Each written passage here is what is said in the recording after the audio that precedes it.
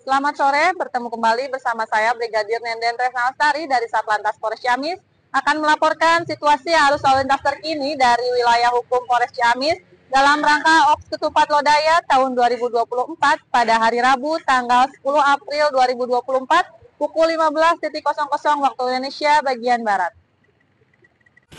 Dapat kita lihat situasi arus lalu lintas di Simpang 4 Cihaur Beti. Kendaraan dari arah Jakarta, Bandung, dan sekitarnya yang akan menuju Ciamis dan Jawa Tengah terlihat mulai ramai namun masih tetap lancar. Begitupun dengan arah sebaliknya. Selanjutnya kita beralih ke Simpang 3 Sindangkasih. Kendaraan dari arah Tasikmalaya dan Cihaur Beti yang akan menuju ke arah Ciamis dan Jawa Tengah terpantau normal.